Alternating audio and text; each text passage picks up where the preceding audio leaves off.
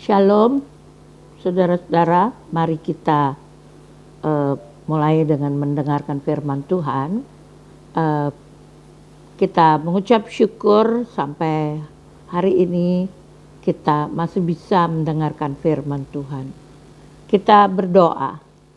Tuhan, terima kasih karena kami kembali ada Sabat di hadapan Tuhan. Kami minta Tuhan memberkati kami selama kami mendengarkan firman Tuhan. Biar Roh Kudus memimpin kami supaya kami lebih mengerti tentang firman Tuhan. Kami minta Tuhan berikan hikmat kepada kami semua. Berikan hikmat kepada hamba-Mu ini supaya hamba-Mu mampu menyampaikan isi hati-Mu. Terima kasih Tuhan. Biar supaya firman Tuhan tertanam di dalam hati kami, sehingga kami hidup menyenangkan hati Tuhan. Dalam nama Yesus, haleluya, amin. Saudara-saudara, kita punya tema pada saat ini adalah Tuhan tetap membuat perbedaan. Kita baca di dalam Maleakhi 3 ayat 13 sampai 18. Bicaramu kurang ajar tentang aku, firman Tuhan. Tetapi kamu berkata, apakah kami bicarakan di antara kami tentang engkau? Kamu berkata adalah sia-sia beribadah kepada Allah. Apakah untungnya kita memelihara apa yang harus dilakukan terhadapnya dan berjalan dengan pakaian berkabung di hadapan Tuhan semesta alam. Oleh sebab itu, kita ini menyebut berbahagia orang-orang yang gegabah, bukan saja mujur orang-orang yang berbuat fasik itu, tetapi dengan mencobai Allah pun mereka luput juga. Beginilah berbicara satu sama lain orang-orang yang takut akan Tuhan. Tuhan memperhatikan dan mendengarnya. Sebuah kitab peringatan ditulis di hadapannya bagi orang-orang yang takut akan Tuhan dan bagi orang-orang yang menghormati namanya. Mereka akan menjadi milik kesayanganku sendiri, firman Tuhan semesta alam. Pada hari yang kusiapkan, aku akan mengasihani mereka sama seperti seseorang menyayangi anaknya yang melayani dia. Maka kamu akan melihat kembali perbedaan antara orang benar dan orang fasik, antara orang yang beribadah kepada Allah dan orang yang tidak beribadah kepadanya. Amin. Saudaraku, Maleakhi ini dalam bahasa Ibraninya Malakhi artinya utusanku. Ini kejadian pada masa sesudah pembuangan orang-orang Israel ke Babilonia. Dan kemudian itu Medi dan Parsi. Dan nabi ini, nabi yang melawan ibadah munafik. Ibadah yang tidak sungguh-sungguh. Dia melawan itu. Yang kedua, dia melawan penyembahan berhala. Karena Israel baru kembali dari Babilonia. Sehingga mereka banyak pengaruh dari keadaan di Babilonia, penyembahan berhala. Dan nabi ini juga melawan perceraian. Nabi ini juga melawan orang-orang yang mencuri persepuluhan, orang-orang yang mencuri persembahan yang menjadi milik Allah. Jadi sesudah kembali dari pembuangan, Israel bingung karena orang-orang yang tidak melaksanakan hukum-hukum Tuhan, mereka berbahagia. mereka diberkati.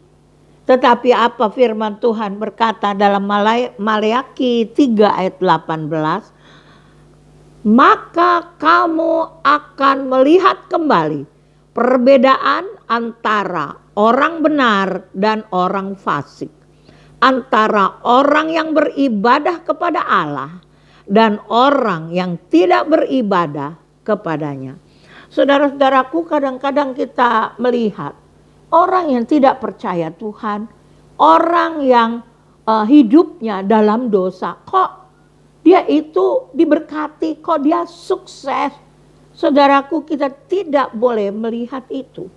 Sebab itu Tuhan berkata bahwa kamu akan melihat satu saat ada perbedaan antara orang yang menyembah Allah dan orang yang tidak menyembah Allah. Nah, saudaraku, kita selidiki dulu orang-orang yang tidak takut Tuhan ini, atau orang-orang yang fasik. Kita melihat Tuhan membeberkan mereka satu persatu. Yang pertama, firman Tuhan berkata, ayat 13, bicaramu kurang ajar tentang aku. Ini orang-orang yang fasik, orang-orang yang sudah terpengaruh dengan keadaan di Babel.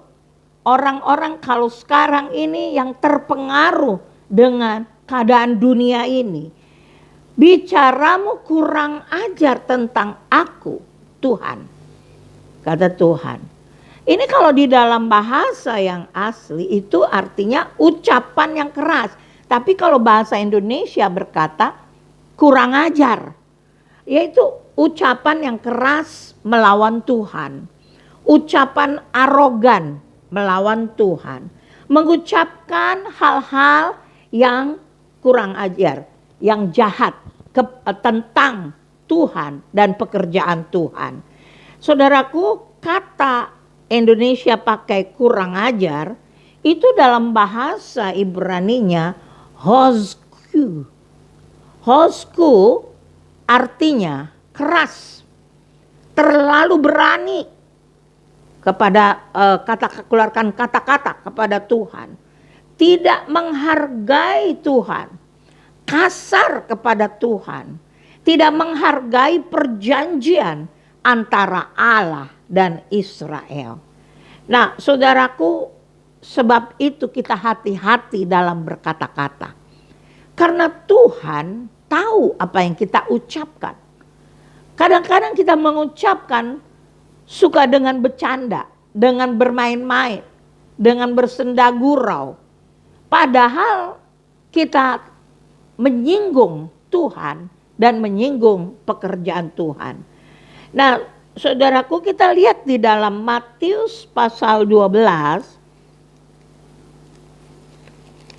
Matius 12 ayat 36 dan 37. Tetapi aku berkata kepadamu, setiap kata sia-sia yang diucapkan orang harus dipertanggungjawabkannya pada hari penghakiman. Karena menurut ucapanmu engkau akan dibenarkan, dan menurut ucapanmu pula engkau akan dihukum. Saudaraku, firman Tuhan soal kata-kata. Berapa banyak kita sering kali mengucapkan kata-kata sebetulnya kita hanya main-main.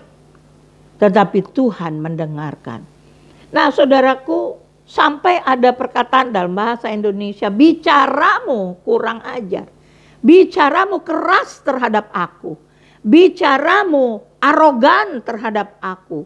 Bicaramu tidak menghormati aku. Bicaramu tidak menghargai perjanjian yang aku buat dengan leluhurmu. Saudaraku, kita hati-hati dalam berbicara. Nah, saudaraku, kalau kata-kata kita sembarangan, kita bisa berdosa. Firman Tuhan tadi berkata, akan dihakimi pada hari penghakiman. Dan menurut ucapanmu, kamu akan dibenarkan. Menurut ucapanmu pula, kamu akan dihukum. Itu sebabnya dikatakan bahwa firman itu yang kita ucapkan dari hati membuat iman kita bertumbuh. Nah, kalau kata-kata kita negatif, maka iman itu mati. Semakin hari semakin mati. Nah, saudaraku, itu yang pertama yang dikatakan oleh orang-orang yang menjadi orang-orang fasik, orang-orang yang tidak takut Tuhan. Dan itu dikatakan, lalu ayat berikutnya dikatakan,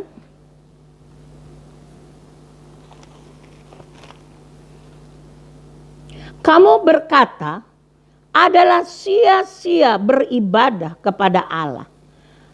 Apa untungnya? Adalah sia-sia beribadah kepada Allah. Dalam bahasa kita sekarang, buat apa beribadah kalau hasilnya ya begini-begini aja? Saudaraku, kadang-kadang tanpa sadar kita mengeluarkan kata-kata itu. Nah, sia-sia beribadah kepada Tuhan.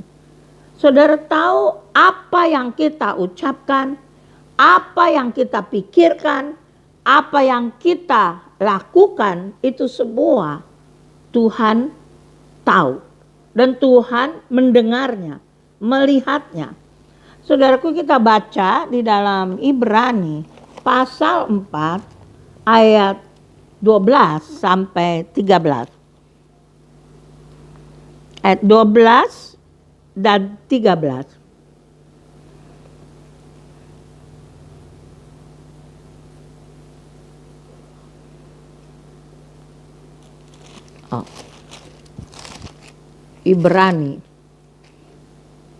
Ibrani pasal 4 12-13.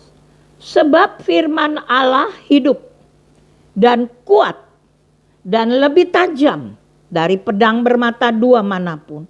Ia menusuk amat dalam sampai memisahkan jiwa dan roh, sendi-sendi dan sumsum. Ia sanggup membedakan pertimbangan dan pikiran hati kita. Dan tidak ada suatu makhluk pun yang tersembunyi di hadapannya. Sebab segala sesuatu telanjang dan terbuka di depan mata Dia yang kepadanya kita harus memberi pertanggungan jawab. Saudaraku, dengan kata lain, bahwa tidak ada satu makhluk pun yang tersembunyi dari Tuhan, yang tidak terlihat oleh Tuhan. Saudaraku, dikatakan bahwa segala sesuatu telanjang di hadapan Dia, segala sesuatu terbuka di depan matanya. Karena itu kita akan mempertanggungjawabkan semua yang kita katakan dan pikirkan. Saudaraku, berarti kita harus lebih berhati-hati. Karena kadang-kadang kita beribadah, kita katakan kita cinta Tuhan, tetapi kita tidak memperhatikan kata-kata kita, pikiran kita. Nah, saudaraku, beribadah ini dalam bahasa aslinya avodah. Avodah itu bukan hanya beribadah. Jadi beribadah itu artinya, avodah artinya bekerja. Saudaraku, artinya juga menyembah. Artinya juga beribadah. Nah, kenapa bekerja termasuk? Kalau menyembah kita mengerti. Kalau beribadah kita mengerti. Kenapa avodah juga berarti bekerja? Dan saya selidiki kenapa ya? Kenapa bekerja itu avodah? Saudaraku, lalu saya menemukan bahwa di lingkungan orang-orang Israel, bekerja adalah bagian dari melayani dunia, melayani manusia, dan melayani Allah. Jadi bekerja itu adalah menjadi partnernya Allah. Dan maksudnya adalah kita terus berkreasi dalam dunia ini yang telah diciptakan oleh Allah. Jadi bekerja juga adalah bagian dari melayani Allah. Melayani manusia, melayani dunia ini. Dunia ini ciptaan Tuhan dan kita berkreasi selanjutnya. Nah, saudaraku, kalau kita lihat ada ayat yang mengatakan, kalau kita bekerja, biar kita melihat dalam pekerjaan kita bahwa kita bekerja kepada Allah. Karena Allah lah yang memberi upah kepada kita. Sebab itu maka bekerja juga termasuk pada avoda atau ibadah. Kalau kita ibadah dan bekerja itu sangat berbeda. Nah, untuk beribadah kepada Tuhan harus dengan segenap hati, dengan segenap jiwa. Tadi kita baca, segenap hati dan segenap jiwa. Karena semua telanjang di hadapan Tuhan. Karena ibadah yang munafik, ibadah yang berpura-pura, Tuhan tahu. Tuhan tidak tersembunyi hal itu dari Dia. Jadi mari kita benahi kalau kita beribadah. Saudaraku, apalagi beribadah di rumah-rumah, jangan sampai kita lakukan asal cepat-cepat, asal selesai cepat karena hanya ada banyak hal yang harus kita kerjakan. Saudaraku, kita ambil waktu khusus, kita sungguh-sungguh dengan segenap hati, walaupun di rumah, bukan di gereja, tapi bersungguh-sungguh. Karena ibadah itu Tuhan mau bersungguh-sungguh.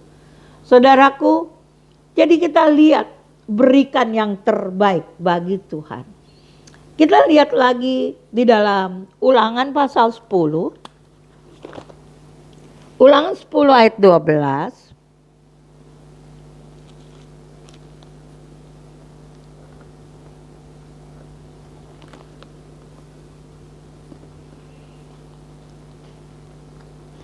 Maka sekarang, hai orang Israel, apakah yang dimintakan daripadamu oleh Tuhan Allahmu selain satu, takut akan Tuhan.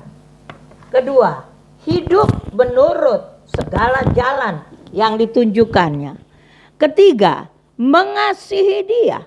Keempat, beribadah kepada Tuhan Allahmu dengan segenap hatimu dan dengan segenap jiwamu. Saudaraku, ini hal-hal yang dimintakan Tuhan dari kita, yaitu takut akan Tuhan, hidup menurut segala jalan yang ditunjukkannya, mengasihi Dia, beribadah kepada Tuhan dengan segenap hati dan dengan segenap jiwa. Nah, saudaraku, sebab itu mari bersungguh-sungguh kepada Tuhan. Nah, jangan kita rutinitas dalam ibadah. Jangan kita asal jadi. Tapi dengan hati yang benar-benar kita maksudkan itu ditujukan kepada Tuhan. Jangan hanya lahiriah. Karena dikatakan bahwa pada akhir zaman ini ada banyak hal-hal yang akhir zaman ini tanda-tanda orang yang tidak takut Tuhan di akhir zaman ini. Salah satunya adalah ibadah mereka terlihat bagus secara lahiriah, tetapi mereka tidak melakukannya dengan sungguh-sungguh secara batiniah. Mereka kelihatan bagus sekali, kelihatan sangat rohani secara lahiriah, tetapi secara batiniah tidak. Nah, saudaraku, itu sebabnya mari kita perhatikan. Karena Tuhan berkata bahwa engkau bicaramu kurang ajar. Engkau berkata sia-sia beribadah kepadaku. Saudaraku, mari kita robah. Dan kalau kita lihat bahwa ibadah itu adalah pengabdian kepada Tuhan, karena Tuhan sudah memberkati kita. Tuhan sudah melindungi kita. sampai saat ini keadaan kita seperti ini adalah berkat daripada Tuhan. Itu dikatakan tentang ibadah. Kita buka dulu 1 Timotius 4 ayat 8. 1 Timotius 4 ayat 8. Latihan badani terbatas gunanya, tetapi ibadah itu berguna dalam segala hal karena mengandung janji untuk hidup ini maupun untuk hidup yang akan datang. Saudaraku, firman Tuhan berkata sangat berguna. Bergunanya melebihi daripada latihan-latihan fisik. Jadi latihan badani itu terbatas, tetapi ibadah sangat berguna untuk hidup ini dan hidup akan datang karena ibadah mengandung janji. Saudara, pernahkah saudara dalam ibadah kepada Tuhan ingat bahwa ibadah ini mengandung janji? Saudaraku, janji-janji Tuhan yang ada di dalam firman Tuhan itu tercakup semua di dalam ibadah. Sebab itu yang dimintakan Tuhan dari kita adalah beribadah dengan sungguh-sungguh. Maka semua janji-janji Tuhan itu buat kita. Jadi ibadah mengandung janji Tuhan.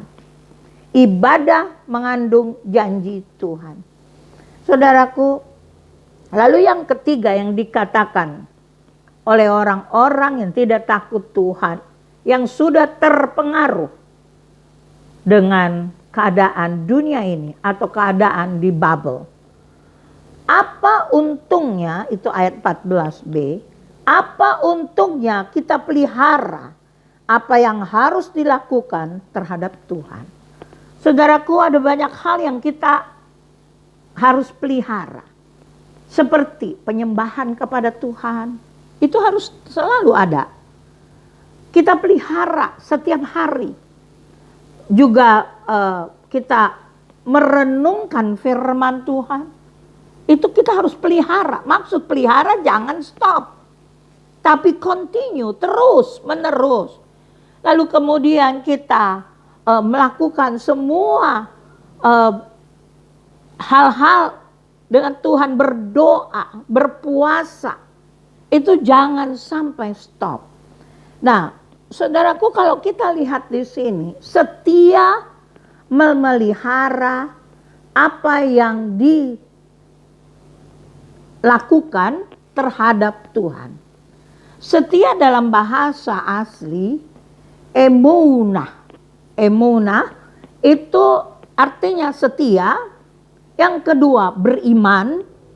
Yang ketiga jujur.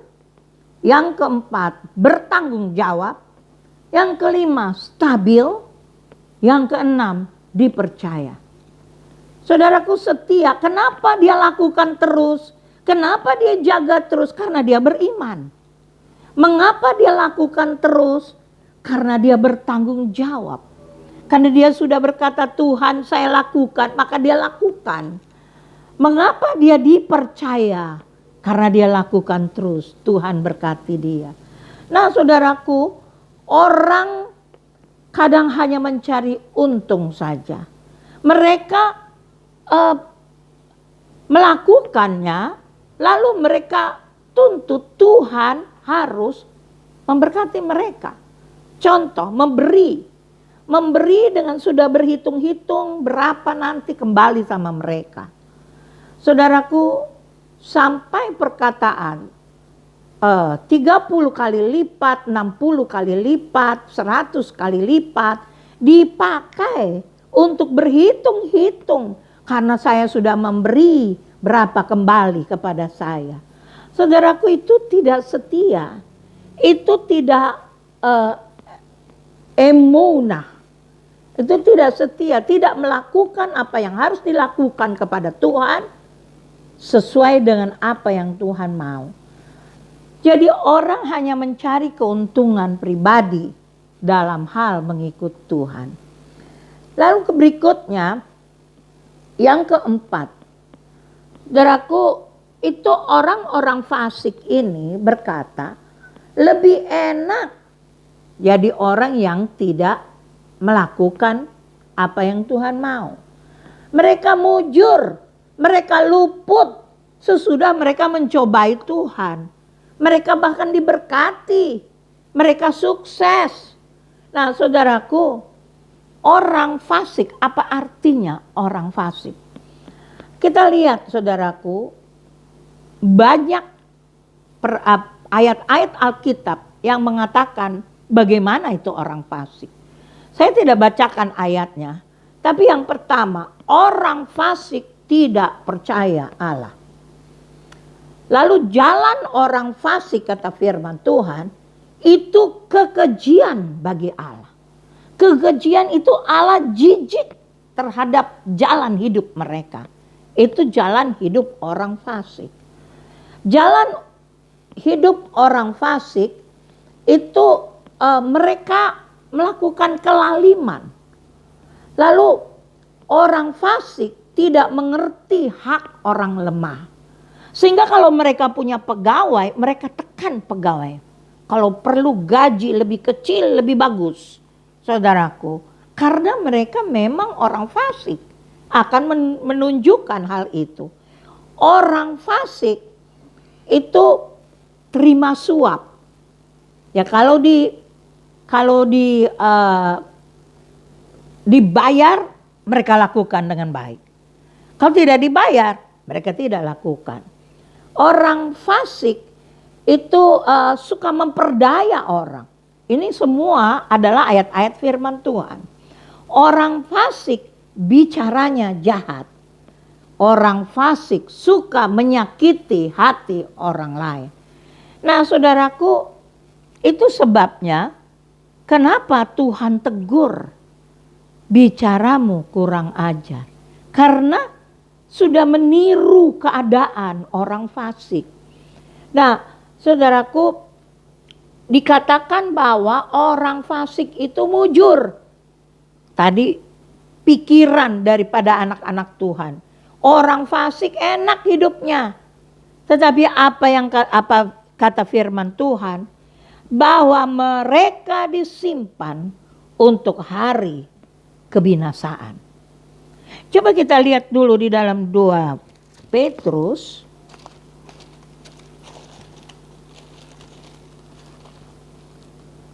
Dua Petrus 3 ayat 7.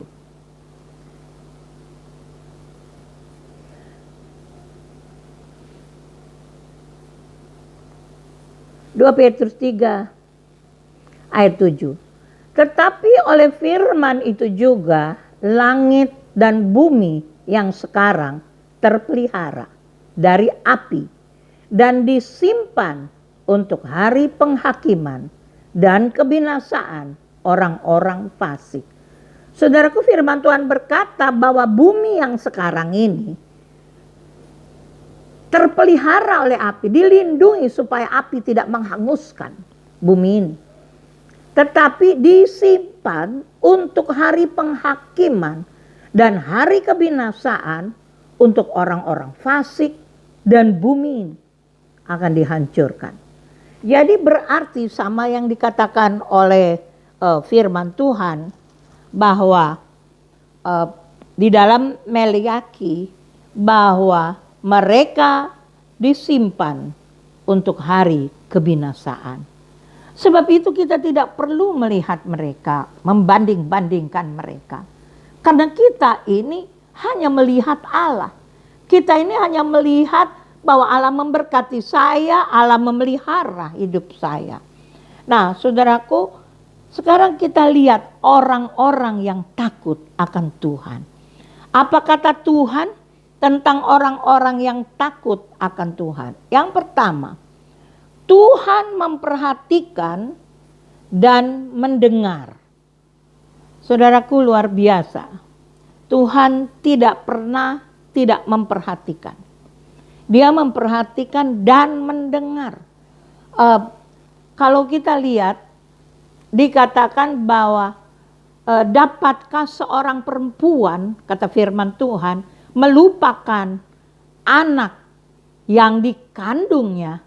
Kalaupun dapat, aku sekali-kali tidak akan meninggalkan engkau.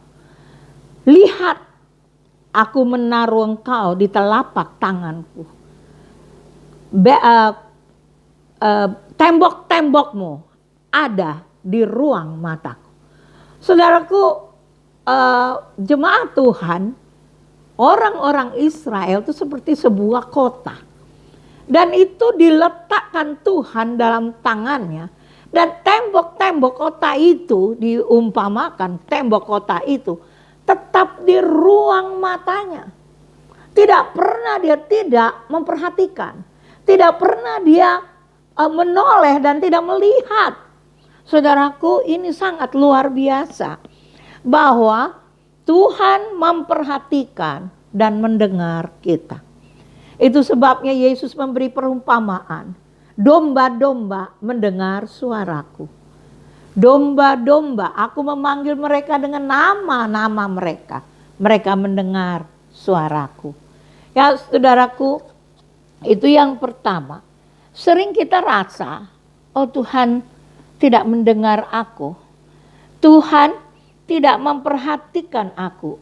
Saudaraku, Tuhan bertindak dengan caranya sendiri yang luar biasa. Kadang-kadang kita tidak memperhatikan, kita tidak tahu bahwa Tuhan akan berbuat hal itu. Contoh, Israel sampai ke tepi Laut Merah, Israel tidak tahu bahwa Allah mau membelah laut itu. Tetapi begitu Allah belah baru tahu. Nah begitulah cara Allah bekerja luar biasa. Kadang kita tidak tahu jalan apa yang Tuhan mau pakai. Tetapi satu hal kita tahu, Tuhan tidak pernah meninggalkan kita. Dan Tuhan tidak pernah tidak mendengar kita. Saudaraku, kalau kita lihat di dalam Mazmur 139, kita tidak usah baca. Bahwa dari kandungan saja dia menciptakan kita. Dia yang mengukir kita di dalam kandungan ibu kita. Karena dia yang menginginkan kita ada di dunia ini. Tahukah saudara, saudara ada di dunia ini bukan kebetulan. Tetapi karena Allah menghendakinya. Nah saudaraku, sebab itu firman Tuhan berkata, engkau mengetahui aku pada waktu aku duduk atau waktu aku berdiri. Engkau mengerti pikiranku dari jauh. Saudaraku, yang kedua, orang-orang yang mencintai Tuhan, yang takut akan Tuhan, kitab peringatan ada di hadapan Tuhan. Dan kitab itu dibuka oleh Tuhan. Jadi Tuhan mempunyai kitab peringatan untuk kita. Supaya apa-apa tentang kita itu Tuhan catat. Tuhan punya hal tentang kita. Nah, saudara kalau kita lihat dalam Wahyu 20, kita nggak usah baca. Bahwa suatu saat nanti semua orang besar kecil akan berdiri di hadapan Tuhan. Lalu dibukalah semua kitab. Itu sebabnya Tuhan berkata, aku punya kitab peringatan tentang engkau. Bagaimana Tuhan begitu sayang kepada kita. Masing-masing kita, nama kita ada di dalam kitab peringatan Tuhan. Nah saudaraku, mereka yang takut akan Tuhan dan menghormati namanya, Tuhan punya kitab peringatan. Lalu yang ketiga, orang-orang yang takut akan Tuhan, mereka akan menjadi milik kesayangan Allah sendiri. Saudaraku, ini dalam ayat-ayat yang lain dikatakan bahwa engkau akan menjadi harta kesayanganku sendiri, kata Tuhan. Saudaraku, ini berarti milik yang khusus, bukan hanya milik. Orang banyak punya milik, punya barang milik, tetapi apakah itu kesayangan? Belum tentu. Kalau orang minta dia kasih.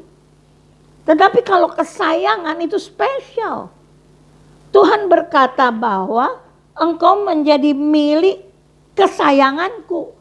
Kok Tuhan taruh ada kata kesayangan ya? Engkau menjadi harta kesayanganku. Itu kata firman Tuhan. Luar biasa kalau kita renungkan ini.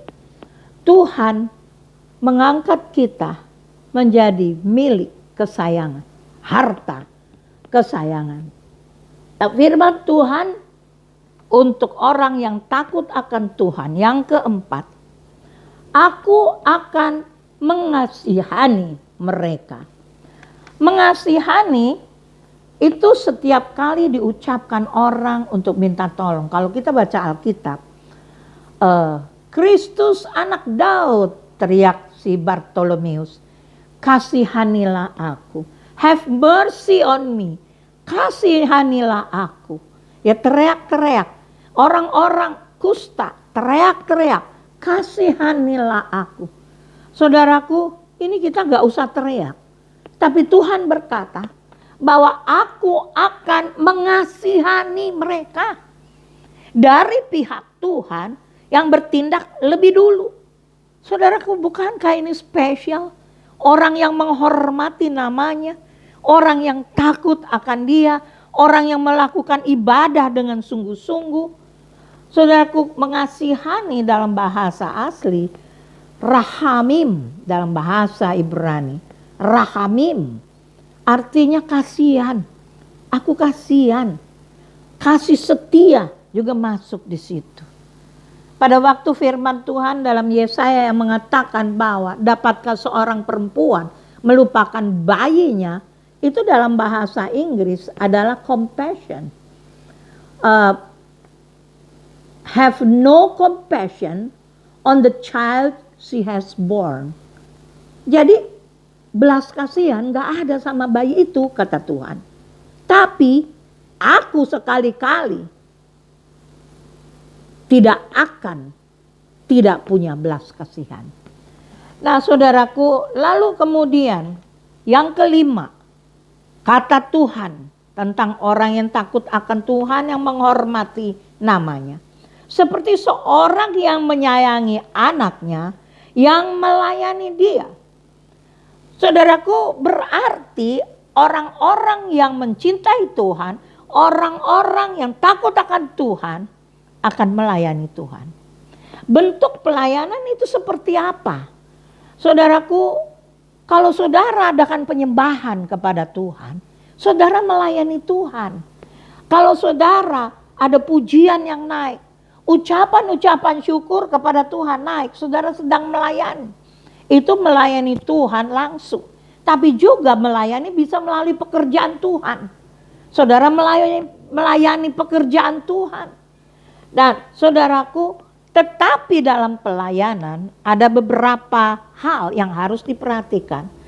Pelayanan tidak boleh seperti orang upahan. Jadi karena saya perlu uang, nanti ada amplop, maka saya melayani. Karena ada motivasi. Karena seperti orang upahan. Melayani Tuhan karena ada sesuatu. Nah, saudaraku, seperti anak sulung contoh, dia berkata, aku sudah melayani Bapak bertahun-tahun. 1 ekor kambing pun Bapak tidak kasih kepadaku supaya aku bersenang-senang dengan teman-temanku. Jadi pelayanan itu diukur dengan pemberian-pemberian seekor kambing. Nah, saudaraku, itu orang upahan. Yang kedua, pelayanan seperti hamba. Itu berbeda. Apa kata Tuhan? Yang Tuhan mau pelayanan seperti anak yang mengasihi. Oh, luar biasa kalau kita mengasihi Tuhan, lalu kita melayani dia. Itu yang dikehendaki Tuhan. Pelayanan seperti anak yang mengasihi bapaknya. Saudaraku, mari kita lihat hidup kita. Apakah kita termasuk di dalam orang-orang yang telah mengcopy semua hal-hal dari orang fasik? Atau kita sebagai orang yang cinta Tuhan dan cinta takut akan Tuhan, cinta pekerjaan Tuhan. Saudaraku, ada perbedaan. Orang yang suka beribadah, kata Tuhan, atau orang yang tidak suka beribadah. Hari ini kita belajar untuk introspeksi diri kita sendiri. Di mana kita berada? Apakah kita tidak menghargai ibadah, rutinitas saja? Apakah kita mengucapkan kata-kata yang menyakiti Tuhan? Ataukah kita itu mengatakan tidak ada untungnya melayani Tuhan? Saudaraku, atau kita orang yang takut akan Tuhan dan mencintai Tuhan. Akan ada perbedaan, kata Tuhan, antara orang yang takut akan Tuhan dan orang yang tidak takut akan Tuhan. Ada perbedaan antara orang yang beribadah kepada Tuhan dengan sungguh-sungguh dan orang yang tidak beribadah kepada Tuhan dengan sungguh hati. Amin. Mari kita berdoa. Terima kasih Tuhan, karena Engkau selalu mengerti keadaan kami. Engkau terus memanggil kami, terus menasehati kami, supaya kami tidak terpengaruh dengan dunia ini. Mari Tuhan, biar Engkau jamah hati kami, biar cinta kami kepada Tuhan semakin hari semakin besar. Biar ibadah kami kepada Tuhan karena mencintai Tuhan. Biar supaya kami dapat hidup menyenangkan hati Tuhan. Terima kasih Tuhan. Dan Tuhan, kami mau berdoa untuk semua para dokter dan perawat yang menghadapi COVID-19 ini. Tuhan, berikan mereka daya tahan tubuh yang tinggi dan berikan mereka kekuatan baru. Kami berdoa di dalam nama Yesus, semua roh-roh corona ini kami ikat, kami usir keluar dari bumi Indonesia. Dalam nama Yesus. Dalam nama Yesus, ekonomi, kami mau angkat ekonomi Indonesia dalam nama Yesus. Dan biar ekonomi ini akan tetap stabil, bahkan lebih baik dalam nama Yesus. Terima kasih Tuhan, kami berdoa untuk orang-orang yang mungkin di PHK. Kami minta Tuhan pelihara mereka dan Tuhan berkati mereka. Kami berdoa untuk orang-orang yang dapat gaji separuh, Tuhan memberkati mereka dan memelihara mereka. Kami berdoa untuk jemaat Tuhan supaya dikuatkan pada hari-hari ini. Kami berdoa supaya ibadah kami yang di rumah-rumah bukan hanya sekedar hanya karena harus ada ibadah, tetapi karena kami mengasihi Tuhan. Terima kasih Tuhan.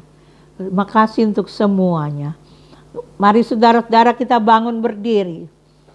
Dan kita mau terima berkat Tuhan. Tuhan memberkati engkau dan melindungi engkau. Tuhan menyinari engkau dengan wajahnya. Dan memberi engkau kasih karunia. Tuhan menghadapkan wajahnya kepadamu. Dan memberi engkau damai sejahtera. Diberkatilah engkau pada waktu masuk rumahmu. Dan diberkatilah engkau pada waktu keluar rumahmu. Tuhan akan membuka bagimu perbendaharaannya yang melimpah. Dan memberkati segala pekerjaanmu. Engkau akan tetap naik dan bukan turun. Engkau akan menjadi kepala dan bukan ekor. Apabila engkau mendengarkan perintah Tuhan dan melakukannya dengan setia. Anugerah dan sejahtera dari Tuhan Yesus Kristus, kasih Allah Bapa dan persekutuan dengan Roh Kudus menyertai saudara-saudara sekalian mulai saat ini sampai selama-lamanya. Amin.